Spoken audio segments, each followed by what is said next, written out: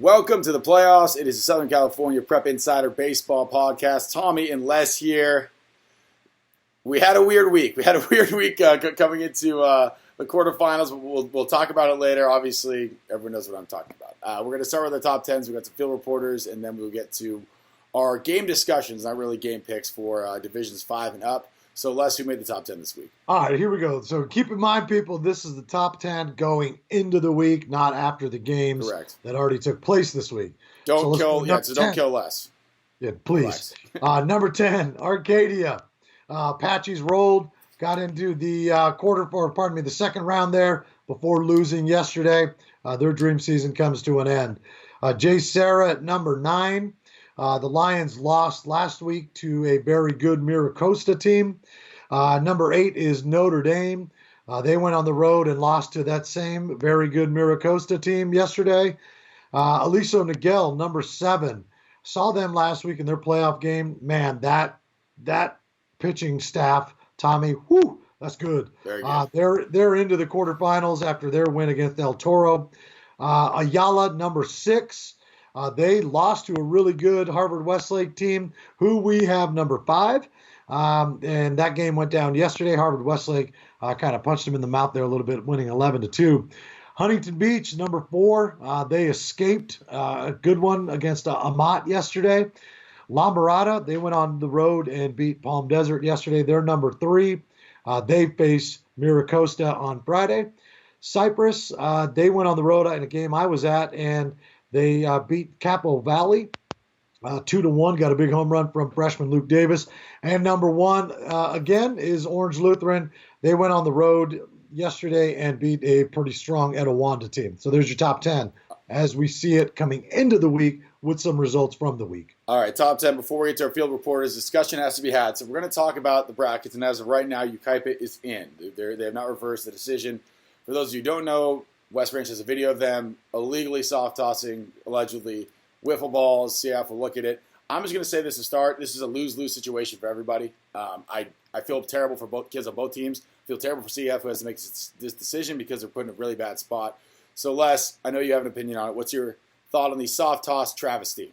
You know, the one thing that you left out there is the coaches, right? I mean, both of these guys are really good guys. Coach Burrell is one of the nicest guys you'll ever meet, the head coach over at West Ranch. And, you know, I'm sure that he doesn't want to do this. I mean, he's a guy that played high school ball and college ball and pro ball. He doesn't want to protest this, but it is the letter of the law, so to speak, right? Do players get an advantage? Tommy, I don't think so, man. You and I were talking about before we started recording. What advantage does a player get, you know, getting a wiffle ball that's thrown with all sorts of, you know, movement on it and, you know, from 8 feet away from him? I don't know why it's a rule. Obviously, the advisory committee can make a decision on or not the advisory committee, but they can, you know, submit that and then the committee can decide. I don't know, man. It's a rule that seems to be in place now. I want to say 3 or 4 years, and every year it seems to come up and just grab somebody. It got the Summit softball team in the first round of the playoffs. They had to forfeit their win because of it. So it's just a weird rule that's in place. Nobody likes it, and it seems to rear its ugly head every single year. Yeah, I will say this. So the rule being newer, I will give you Yucaipa the benefit of the doubt. I mean, I assume they do know what the rule was, but there is always that chance they didn't know, and that they've been doing this for the last 4 years whenever the rule was in place and nobody said anything. But I could make the argument you do get an advantage. I know it was a million years ago, but back when I was playing in high school, my favorite thing to do, and especially if you're facing someone fast, is to go in the hitting machine the day before and stand halfway up there to try and get as little time to swing as possible, and then have someone stand in front of me with the wiffle ball and throw it as fast as they can from 8 feet away, just to simulate the reaction time, if that makes any sense, which you do not get from soft tossing. You get the swing, but it's not the same thing. The ball's lobbed in. You don't have to move your head from sideways, which is ironic, as you pointed out, that you're actually technically getting the ball from the side, if you think about it, in a soft toss. And we joke that, yes, what if you had a super wide open stance, then you technically get it from the front. But sure. And look, I'm not discounting the results that come from wiffle ball, right? I mean, sure, there's advantages and there's disadvantages. At this point in the season, though, I just don't know that a kid getting a dozen wiffle balls thrown at him before a game is really going to change anything. And the fact that it causes a team to lose on their opportunity to continue in the postseason, that's where I think the biggest downside of it is, right? And it's like you said before we were talking, right? If a batter is standing this way, to me, you are the front and that is the side, right? But the letter of the law says that, a batter cannot get balls tossed to him from the front. So, okay, that means in that example, that means you, right? Whereas this should be okay. I don't know. It's a weird rule. It's a rule, like we said, that unfortunately costs a team their season every year, seemingly. And I don't know, like you and I were saying at this point, whether it's going to cost Yucaipa their season. Knowing Coach Grajeda, I can't imagine that he would intentionally or maliciously go out and try to break a rule. And knowing Coach Burrell a little bit like I do, I know it's got to be killing him to have to send in this protest, right? Yeah, and it's brutal. Again, it's tough for everybody. There are other ways this could have been handled, I think. And there's always the what-if scenario. If someone tipped them off they were going to do this and they didn't care. There's a lot of stuff that we don't know. As far as circumstances are concerned, but hopefully this gets sorted out. Again, whatever decision CF makes, you got to kind of be behind it because this is, again, a lose-lose situation. Yes, the rule is broken.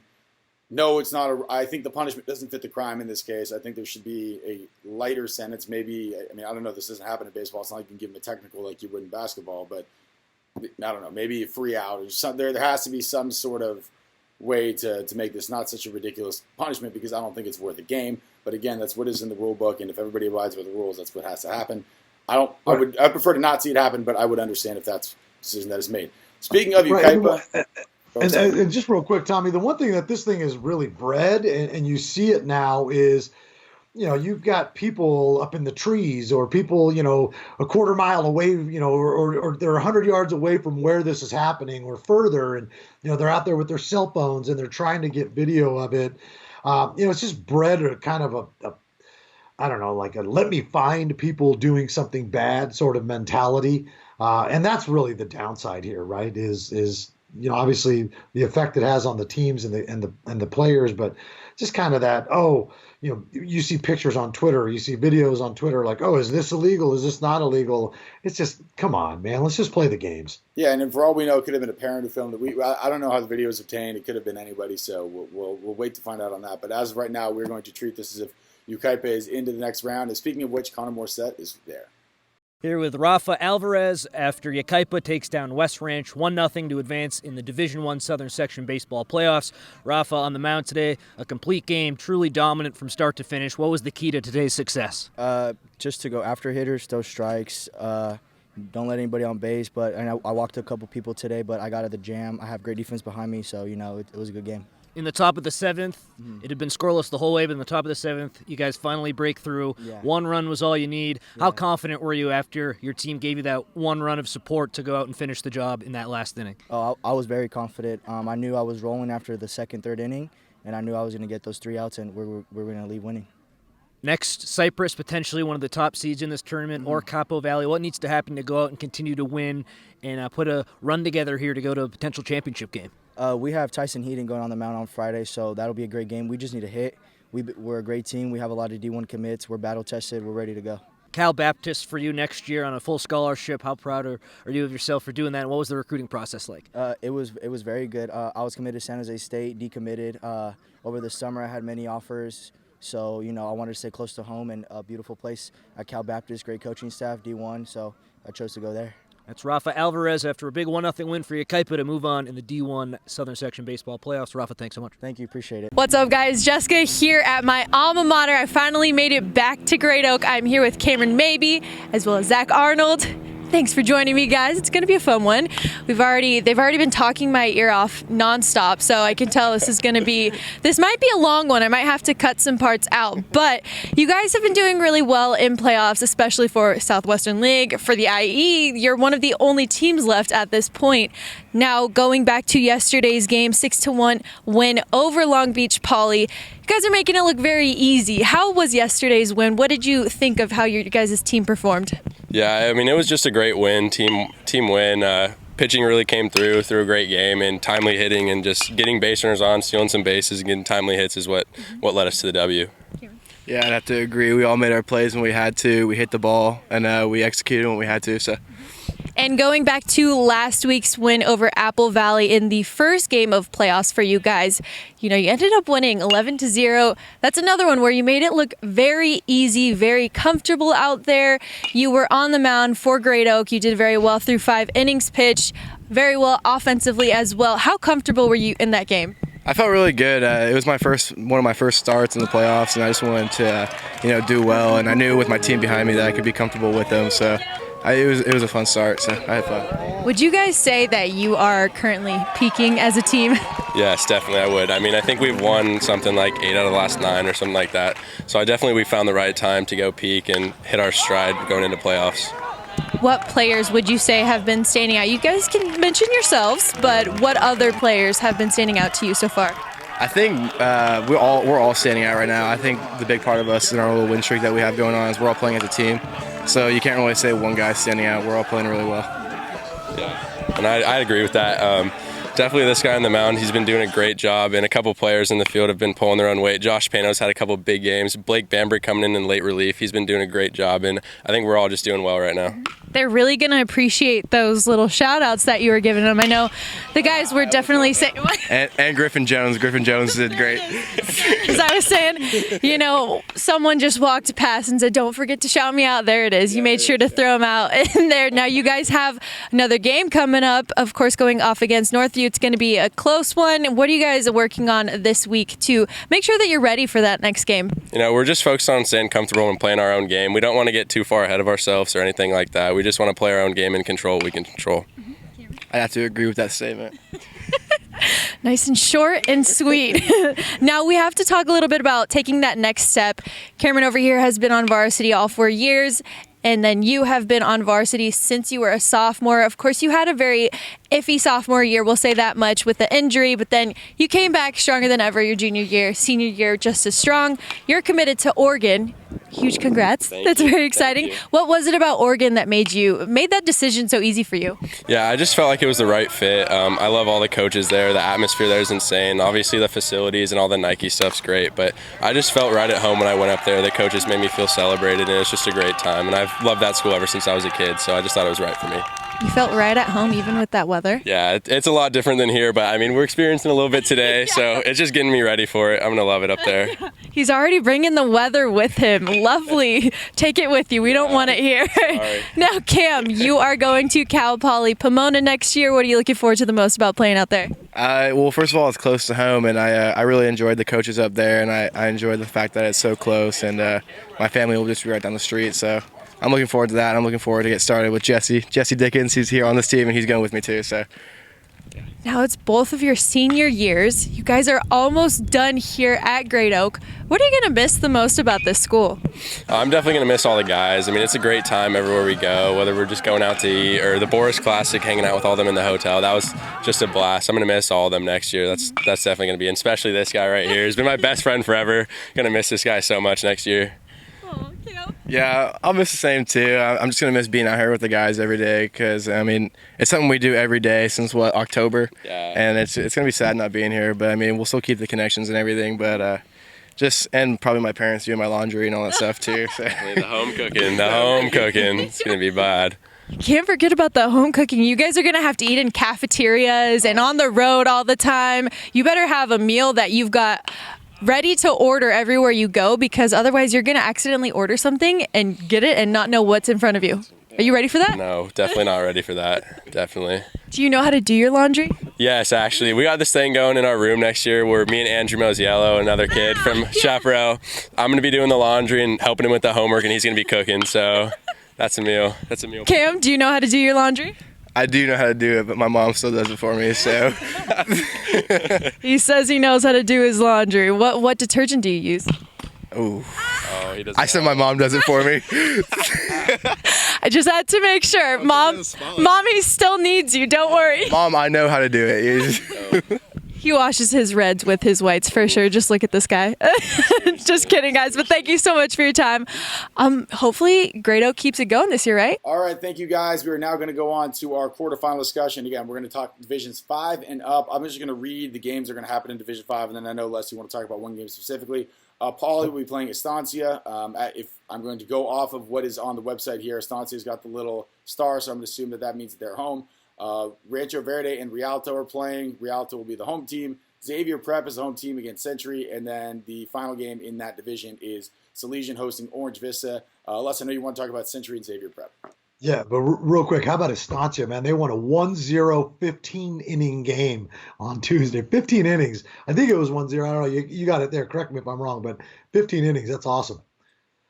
Yeah, so let's talk Xavier Prep against 1-0, Century. yeah, sorry, 1-0. 1-0? All right, gotcha. Cool. So Xavier Prep, man, they're the Cinderella here, bro. They beat Indio. They beat Flint Ridge Prep in the first 2 rounds. Century, on the other hand, I mean, they're just rolling. They've outscored the first 2 opponents 22-4. They're going to hop on the bus, Tommy, for that 2-hour bus ride out to the desert, though. And we all know what that can mean, especially on a Friday. I saw Xavier Prep in December, and I can tell you that this is a little bit unexpected. But you know what? I like them at home. I expect them to carry that momentum, so I'm going to pick them to beat Century here in this one. Yeah, Xavier Prep at home, as you mentioned, it might be 1,000,000 degrees out there. I haven't checked the weather, but it was hot. I know it was hot last week out there, so I'm going to assume it was probably, it'll probably be hot again. Century, though, 23-6. Xavier Prep, 13-13. I understand the whole Cinderella story aspect of this, but I can't pick against Century, even with the bus ride. I'm going to have to go with them. But all right. I do like the story, though. I always am scared to pick against these teams from the desert or from far places away because we don't get to see them. And I feel like they are oftentimes overlooked because they're not in the general vicinity of where we are. No one gets to see them play, and they always surprise people. So beware. We'll move on to Division 4 now. The games that are scheduled right now, and again, these games are for May 10th, and I'm going off the website here. So Irvine will be traveling to Sonora. Alhambra will be traveling to Canyon Springs. Kennedy will host Laura, and Mary Star of the Sea will host Summit. Les, which game do you want to talk about? Yeah, let's hop into D4. Loera, man. This is kind of a bit of a dream season, man. And my guy Sean Hill, the head coach over there, he's doing Coach of the Year type things, man. They were 15-0 in the Garden Grove League, which is it's a pretty good league over there. Kennedy, I think they're going to be their toughest opponent so far, though. Fighting Irish finished second in the Empire League. Both teams are coming off a 1-run game, while Loera also had one in the first game. This one's at Kennedy, which usually is a boost. Tommy, but I'm going to go with my buddy Coach Hill and his Fighting Saxons in this one. I will go with Kennedy here. Got to watch out for junior slugger Wyatt Johnson hitting .426 for the Fighting Irish. Heck of a ball player. So I'm going to go with Kennedy again. I agree with you. Will probably be a close game. Will be a fun one to watch. In Division 4, man, I mean, I will say this. Southern section, top to bottom, is by far the hardest in the country. When we get to Division 1, it's insane. But even some of these 4 and 3, these are schools that compete with Division 1 in any other city, I would think. Oh, well, no question. That Kennedy team this year is really good, man. And they gave Cypress a little bit of a run there in league, although before faltering late. But it's a really good team. And it's like we talked about last week, right? I mean, that's a team playing in the D4 playoffs that's going against one of the best D1 teams in their league. And it's wild how they're able to split that up. All right, so moving on to Division 3. Here's the schedule again, going off the website. Sarah will be traveling to Yorba Linda. Great Oak will go to Northview. Ocean View will go to La Cañada. And the final game is Torrance traveling to Oak Hills. Les, I know you want to talk about that Yorba Linda game. Yeah, Sarah, Yorba Linda, man. You talk about magical seasons, man. Yorba Linda's having just that. They won 20 games for the first time in a while. Haven't really been tested this postseason until now. Sarah features a number of pro prospects, and they're going to just be really tough to beat. And unlike Yorba Linda, they've played a close game in the playoffs here, a 3-2 win over Saugus just on Tuesday. There's an advantage that Yorba Linda has. It's that the game is at home. Will that be enough, though, for the Mustangs? I'm torn, Tommy. I think I'm going to go with Sarah this one and pull this one off here and go into the semis. I'll go the other way. I will go with Yorba Linda. Kid I want to mention for them is Blake Wink. Hitting .381, 3 home runs for them. He will be playing at Fresno State next year. good player. Again, York Belinda, we talked about them a lot in the beginning of the year, went off to a hot start, then kind of cooled off. Hopefully they've kind of caught their swing again here in the playoffs. Moving on to Division II, the games that we have on the schedule for May 10th. It is El Segundo traveling to Santa Margarita, Oaks Christian to Redondo Union, Quartz Hill will travel to Crescenta Valley, and the final game, the one you want to talk about, is Norco at Villa Park.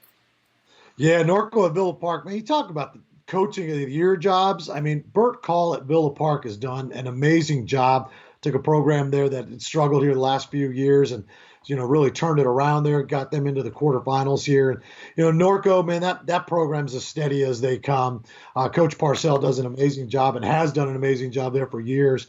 This is going to be an interesting game, man. It's kind of, that next tier, if you will, of games. In my opinion, the premier game in Division II. Villa Park catches the break. They're at home here. They should have their guys ready to roll with their pitching. And the offense for Villa Park can be a little bit dangerous. So if they stay hot, I like their chances at home. So I'm going to go with Bert Call and Villa Park here in this one. I'm going to go with them too if we finally agree on one for a different reason. I know baseball scores can get wonky depending on who's pitching, but they both played Temecula Valley. Villa Park just beat them 5-3.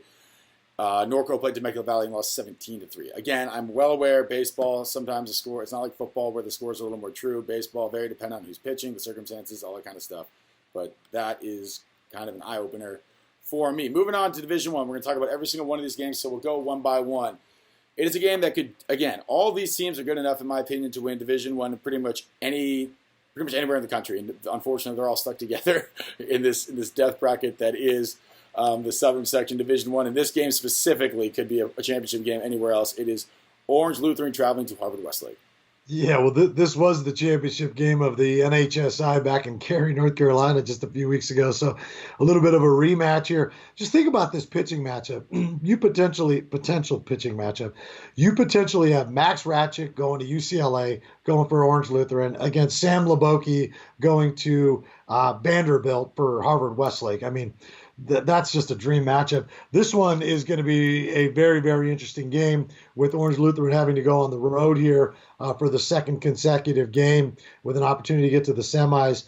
Harvard Westlake, they just kind of, I don't know what it is, man. The postseason, they either go really, really far or they just kind of fall flat on their face a little bit like they did last year. But I think this is the year where they've got everything lined up. They've got the big dog coming to their house. And they've got a little bit of revenge on their mind. I'm going to go with Harvard Westlake at home to beat Orange Lutheran in this one. I'm going to go with Olu. As you mentioned, the way the pitching matches up, you can go back to pretty much anyone because the first game was on May 2nd. This game won't be until May 10th, so you have 8 days rest. Guess how many runs Orange Lutheran has given up in the postseason? 0. 0. And again, it's not like Harvard Westlake's been doing bad either. They've given up 2 and 1 in blowouts, but 0. Yeah, we had Coach Borba on our podcast. He told me that in 30 in their season, they gave up 30 runs, like 38 runs. And in one game, their opener against Huntington Beach, they gave up 8. So in 29 other games, they gave up 30 runs, dude. Think about that. Yeah, exactly. 0 in the playoffs. 0 in the playoffs. Again, I don't think that will continue. No disrespect to whoever's going to pitch that game. But Harvard Westlake, very good opponent, very good hitters. I think this will be probably somewhere in the 42 range, but I think Orange Lutheran will win this game. Another game that will probably be low scoring. It is Aliso Niguel hosting Huntington Beach. Man, you talk about a break here for Huntington, having to go on the road against Aliso Niguel. That's not necessarily a good break for them because they're going to be facing Evan Fitterer, who I saw last week and had about 30-plus scouts there to see him. He was touched 95 several times. Huntington Beach, man, they've been a little bit of a head scratcher here, right? I mean, they snuck by Moore Park 1-0. They faced a pretty good Amat team and snuck by them 2-1. Both of these teams have been in really close games. Aliso Niguel needed extra innings in both games to win their first 2 games. This is going to be potentially another close game at Aliso Niguel with a short porch to right, which favors those left-handed hitters of Huntington Beach. I'm looking for the Oilers to go on the road and pull off the upset here and win. I'll go with Aliso Niguel. Actually, not even an upset. They're the higher seed. There you go. I'll go with Aliso Niguel. I mean, this has been pretty crazy. Again, like you mentioned, the The extra inning games, Aliso Niguel's first 2 games, won 3-2, won 1-0. Huntington Beach's first 2 games, won 1-0, won 2-1. These have been grind them out games, and I expect the same thing out of this one. Maybe, again, short porch, maybe you'll get one poked out of there, but I'm expecting another 1-0, 2-1 type of game here. Probably, hey, maybe extra innings. Can I call my shot on extra innings? Is that fair? Hey, Tommy, I've been to 3 playoff games. 2 of them have been extra innings. All right, I'm going to call my shot. Extra innings. Aliso Niguel, extra innings. Next game, it's La Mirada hosting Miracosta. Yeah, man, this is a heavyweight matchup, right? I think these guys faced off in the spring break tournament earlier this season. I want to say in the quarterfinals with La Mirada getting the win there. You know, it sets up perfectly, right? They should have Jared Jones on the mound. Miracosta will have Bodlovich on the mound. These are 2 teams I've seen a few times this year. This is going to be an absolute heavyweight matchup, man, because both lineups are relentless. Both pitchers are really, really good. But in the end, I think La Mirada at home with that fan base is going to be the difference. I'm going to take La Mirada in this one. I'll agree with you there. They had to just travel all the way out to Palm Desert to play their last game to get a home game. They will not. You don't travel all the way to the desert and back, get a win, and come back and spoil it. So I think that will be enough motivation for them to get the win on this one. The final game, again, we're playing this as if Yucaipa has advanced. If things change between now and when the video is released, we apologize to West Ranch, but this is how we're going to, as far as we're concerned right now, Yucaipa is in. They'll be traveling to Cyprus.